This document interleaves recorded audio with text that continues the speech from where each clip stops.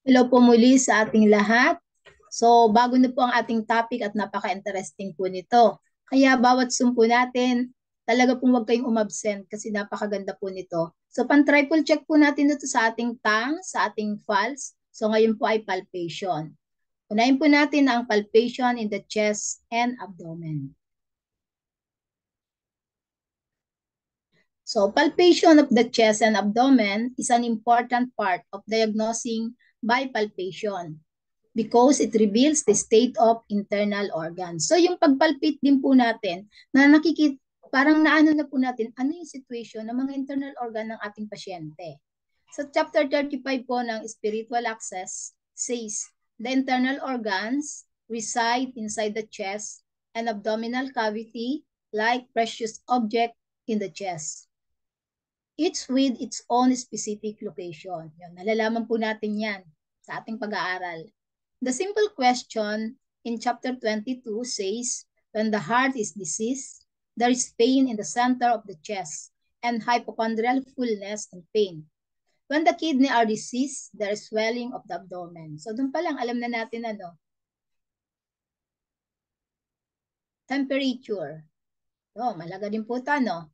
When palpating the abdomen, one should first feel the temperature of different areas. If the abdomen feels cold on palpation, alam na natin pag cold indicates cold or yang deficiency.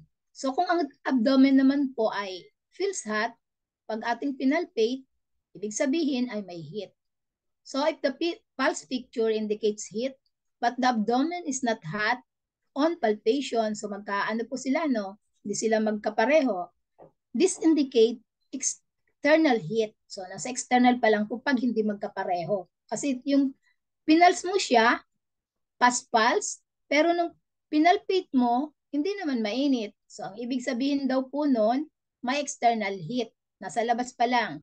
Sa mga bata, a hot sensation of the abdomen on palpation often indicates retention of food. Hindi pa kasi masyadong marunong umuya yung mga bata. So, texture. Next, one should check the texture of the abdomen. That is whether it is feel soft or hard.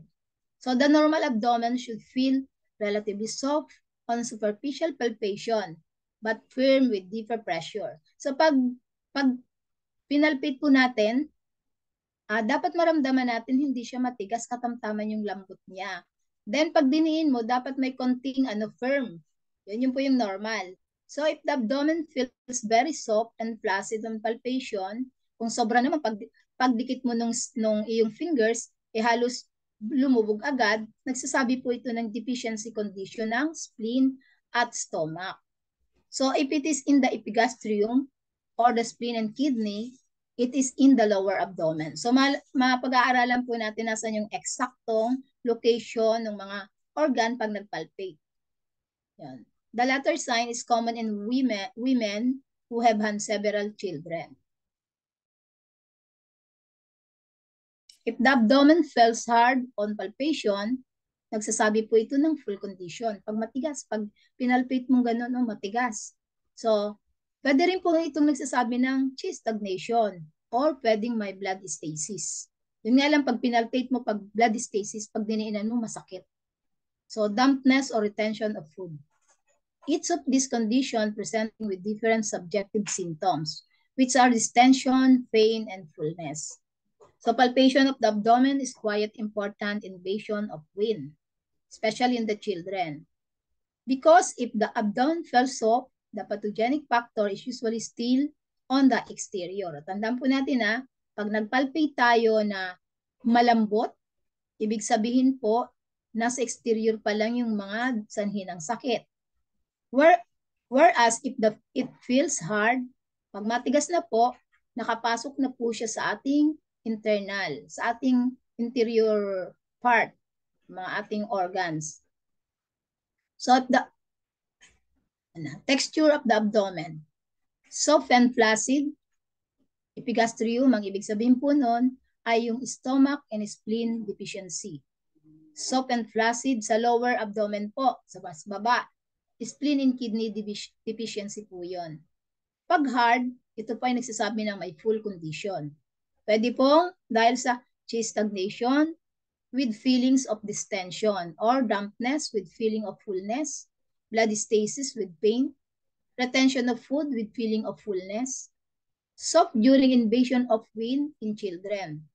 Pathogenic factor is still on the exterior. So, nasa labas pa lang po, tandaan natin pag malambot pa.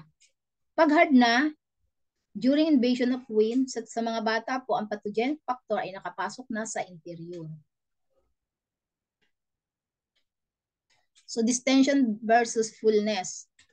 One can distinguish distension from fullness on palpation. Beside being subjective symptoms, distension and fullness are also objective signs. The distended abdomen feels hard but elastic, like a drum. So whereas fullness of the abdomen manifests with the hardness of the abdomen. So yung pag full po, parang elastic siya. Yung pag diniin mo, magbabounce pa rin siya eh. Nagbabounce yung kamay mo. Pag full naman, matigas po siya. Yan.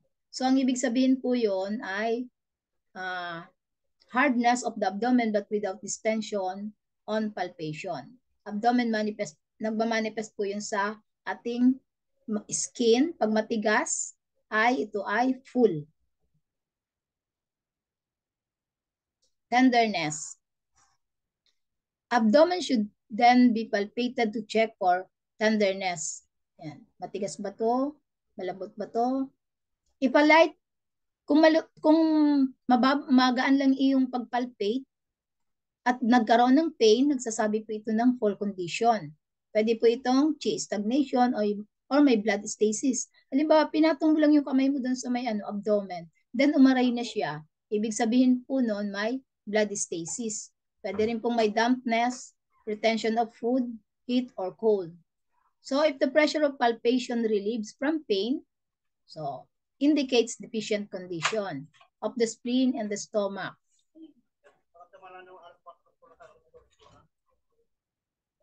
So, kung nasa epigastrium po, or of the spleen, kidney, and liver, if it is in the lower abdomen. Nasa lower po, makikita natin mamaya sa ating, may drawing tayo. So, if the abdomen feels tender only under the pressure, so pag diniinan mo, mas matigas, lagi po nating tandaan na indicates po ito ng may blood stasis. Yan. Masakit po yon ang pagkakaiba. Basta't may blood stasis, masakit pag diniinan. If superficial pressure on the abdomen relieves a pain, so pag diin mo, nasasarapan yung iyong pasyente, but elicit a discomfort, pag diniin mo ay mas nagkakaroon na siya ng elicit a discomfort on deeper pressure, it indicates a combination of deficiency and excess. Pag diininan mo ng konti na naghihil, nakakaramdam siya ng masarap na pakiramdam, pero pag mas diniinan mo, mas sumasakit, ang ibig sabihin po nito, combination, ang nararamdaman ng pasyente, deficiency and excess. Halimbawa po nito, may stagnation of liver chi with spleen chi deficiency. Ayun po yung ibig sabihin ng ating pagpalpate. Tenderness on palpation. Tenderness on light palpation. So, full condition, chi stagnation. Blood stasis, dampness, retention of food, heat, or cold. So, summary po ito, Pag may tenderness, relieve by palpation. Pag diniinan mo, ay nawawala yung sakit. Stomach spleen chi deficiency po yan. Gastrium or liver and kidney deficiency pag nasa lower abdomen. Tender on deep pressure. Pag diniinan mo, mas masakit, blood stasis. Tenderness relieved by superficial pressure and elicit by deeper pressure. Combine po yun, deficiency and excess. Lumps, yung mga bukol-bukol po So, abdominal masses are called G-Ju. So, yung G po, nagsasabi to ng actual abdominal masses, which are fixed and immovable. So, ibig sabihin, hindi ito yung mga gumagalaw na na bukol. Andun lang siya. So if there is an associated pain, its location is fixed. These masses are due to stasis of blood. So alam na natin, pag nakakapatayo po ng mga bukol na hindi gumagalaw at nandun lang nakapix, yun po ay due to stasis of blood. And sabi nung ating author, tinatawag niya itong blood masses. Yun. Yung due naman po, ang ibig sabihin nito, indicates abdominal masses which come and go. Pwedeng yung bukol andon din nawawala siya. So, do not have fixed location and are movable. So, pwedeng na nagagalaw mo pag kinapa mong ganun, gumagalaw yan. So, if there is an associated pain, it too comes and goes and changes location, yun po ay dahil lang sa stagnation of chi and call them chi masses. So, mas madali po yun gamutin, tanggalin. Kasi pag stagnation, imove mo yung stagnation. Mawawala yung pain, mawawala yung lumps. So, ang tawag doon ay chi masses. Actual abdominal lumps, pag meron pong abdominal lumps, therefore pertains to category of abdominal masses and specifically G masses, that is blood masses. Alam na po natin yung pagkakaiba, no? Pag G masses, yun ay blood masses. Another name for abdominal masses was Xingjia, Xingjia. Yung Xing being equivalent to G. Magkapareho po siya doon kanina diniscuss natin, Example, acute fixed masses. And Gia being equivalent to Ju, yung kanina pong diniscuss natin. And non-substantial masses from stagnation of Qi. So yung term pong Xingjia ay normally referred sa abdominal masses at nangyayari ito sa mga kababaihan. However, these masses are more frequent and ayun nga, sa mga kababaihan siya. And do occur in men as well. Pwede rin magkaroon yung mga lalaki. Pero mas madalas sa babae. So kung ipapalpate po natin yung abdomen, kailangan nating pakiramdam kung may lumps. So yung mga lumps na come and go, yun po ay associated with distension, indicated may chi stagnation po siya. Kung i-combine mo yun sa tongue, tingnan mo yung kanyang tongue plus dun sa Mahalaga po yun, may combine na natin. Whereas lumps that are fixed and possible painful, ulitin po, pag masakit, fix, yun po ay blood stasis. Pag soft naman po at movable, yung abdominal lumps, pwede po itong indicate phlegm lumps sa left lower abdominal region. So, pwede po raw na simply indicates pieces, yung mga dumi, yung mga pong hindi na ilabas ng colon. Yung mga palpable lumps sa lower abdomen naman ay pwede rin due to chi stagnation po ito or blood stasis, damp phlegm or damp heat. Yan yung mga dapat excrete ng katawan. Hindi nagpo-flow, andun lang sa mga channel or sa vessel mismo. Yun po yung mga nakakapa nating mga lumps. So yung abdominal lumps na dahil po sa chi stagnation, so, normally feel soft and come and go. Kung may emotional moods, pwede ka pong magkaroon ng ganun. Magkaroon ka ng lumps.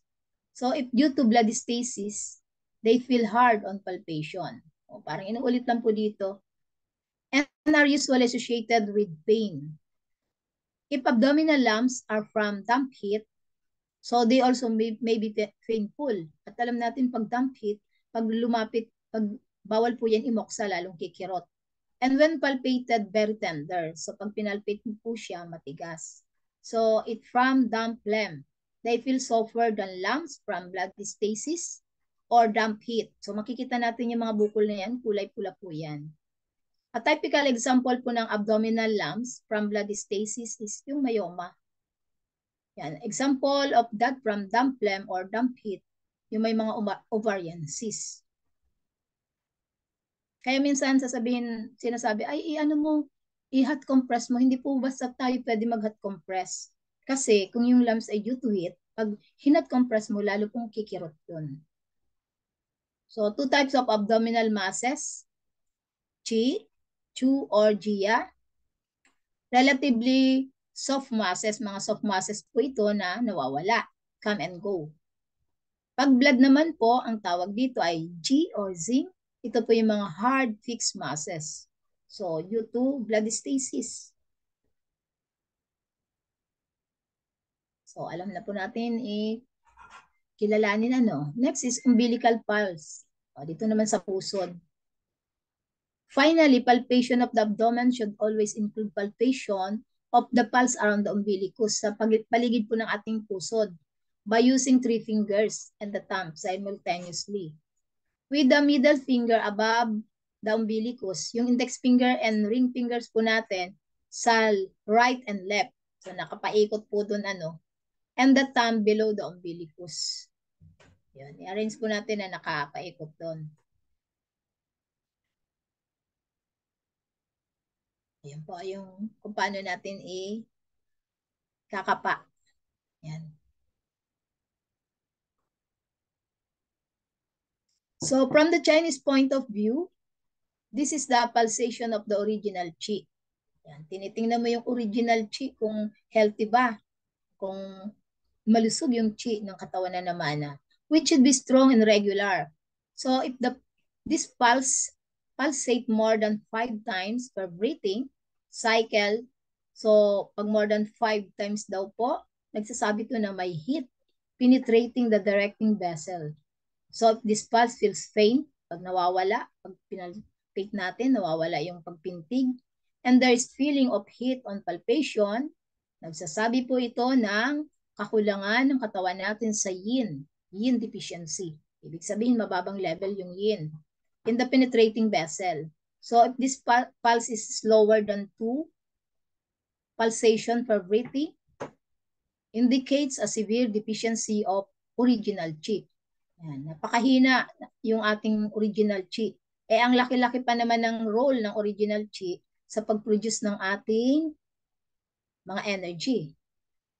If the pulsation around the umbilicus is slow and feels cold on palpation, nagsasabi po ito ng fire of the deficiency of the fire of the gate of life. So the abdominal areas influenced by the various internal organs are illustrated. So tingnan po natin. Ayan. I-ano po ninyo, screenshot ninyo. Kasi pag na-screenshot natin, matatandaan natin saan ba yung dapat nating pinapalpate. Ayan. Nakalagay na po ano, kung anong mga organs. Screenshot natin. Okay, dun sa taas po ay heart-lung channel. Tapos dito sa baba po ng ano ng tawag dito, stomach heart penetrating vessel. So liver and gallbladder dun sa may gilid, magka left and right po yan ano. Pag sa kidney naman, kaya ang kabila ayon sa baba, sa may ano ng pubis, yung may buto po natin. Then yung stomach nasa gitna po ano, stomach and spleen. Yung kidney and penetrating vessels, ayan po, makikita natin yung kulay blue. Yan. So, kailangan po natin sauluhin yan para alam natin, pag pinalpate natin yan, anong organ ang nariyan. So, parang elemental ano din po arrangement, ano, from the fire, wood, earth, metal, water. Tama po ba? O, metal, water. Saan yung metal? Lungs. Stomach, spleen, kidney. So, iba-iba yung batay dun sa kung sinong author. Minsan nag-iiba ang pwesto niya. Batay sa author, sa paggamit ng author. Okay. Kidney, bladder, small intestine, uterine. So, yan po dyan natin ipwesto yung ating mga kamay pag nagpapalpate tayo. Yan. Pag pinwesto ninyo, yan po yung mga organ ninyong makakapa. So, alam na natin yung tenderness, yung moisture niya.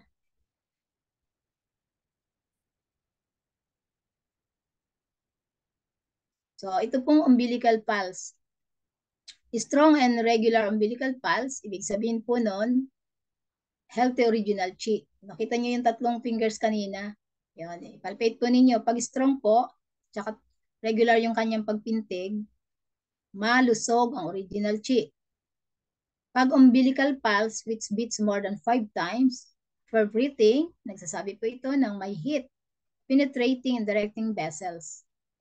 Pag faint umbilical pulse with feeling of heat and palpation, ibig sabihin po nito ay yin deficiency sa penetrating vessel. Pag yung umbilical pulse naman po ay slower than 2 pulsation per breathing cycle, ibig sabihin ay mayroong severe deficiency of the original chi. Pag slow umbilical pulse naman at naramdaman nyo na may lamig habang pinapalpate, deficiency of fire of the gate of life. So marami po tayong natutunan. I-practice po natin ito kahit sa katawan muna ninyo para makabisa natin ano yung mga organs at saka i-diagnose po natin yung mga katawan natin. Thank you po for your attention.